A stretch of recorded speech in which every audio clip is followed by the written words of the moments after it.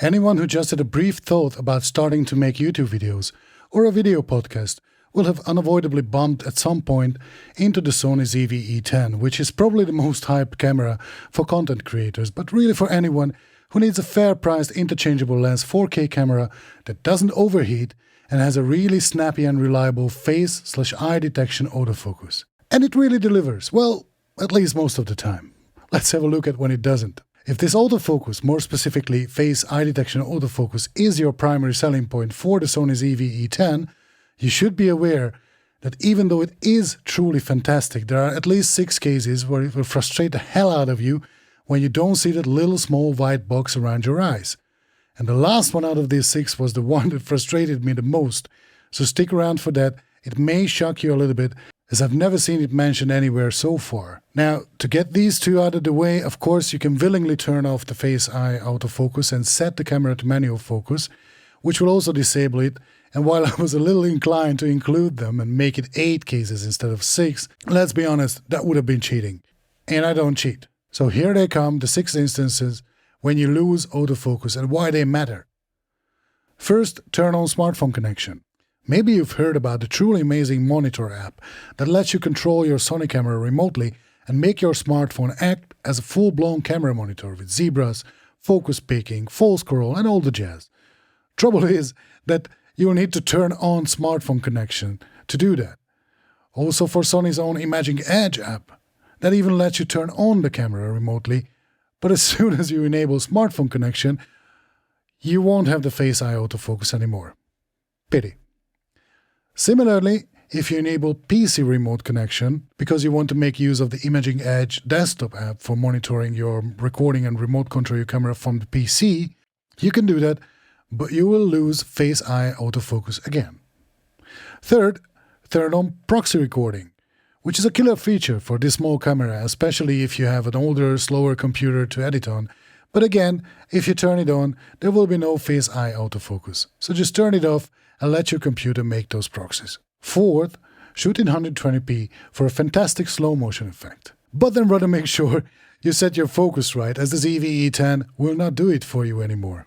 At least not with face-eye detection. Fifth, turn on product showcase mode. This is kind of obvious, as the whole point of the product showcase mode is not to focus on your eye, but what's closer to it.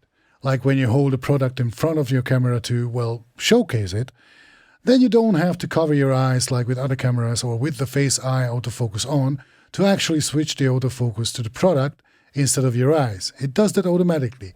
Sadly, it won't return to face-eye autofocus after you've done showcasing that product.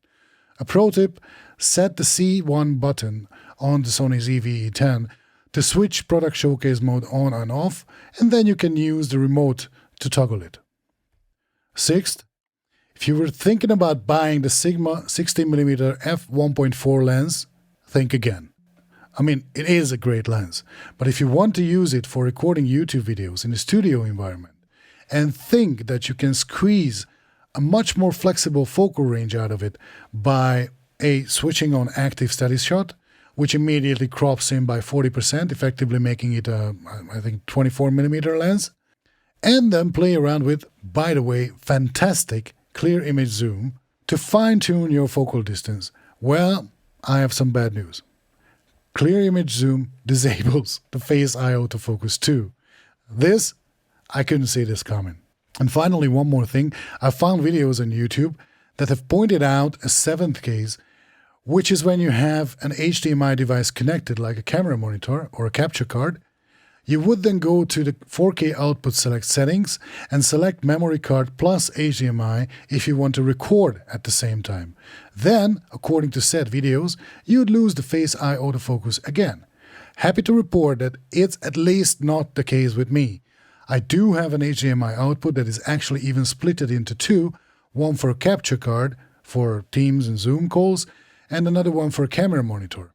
My 4K output selection is set to memory card plus HDMI, and I have face-eye autofocus on, and it works. Well, either way, for the price, probably none of these points are a deal breaker.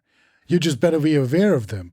If anyone watching this video owns or has used a higher-end Sony model like an A7C, A7S III, or the A7S IV, I'd be really interested if those behave the same way, or do you get these flaws solved with a higher price tag? I'd love to see it in the comments along with other cases you may have discovered. This may have seemed a little off-topic video for the channel, but especially with YouTube slowly getting into the podcasting game, and with Spotify allowing to upload video podcasts, I expect more and more of my viewers also to start to look for cameras to record their podcasts. Let me know in the comments if I see this right. In any case, I hope you found this video useful. If so, please consider a like and subscribing to the channel. Thank you, and bye for now.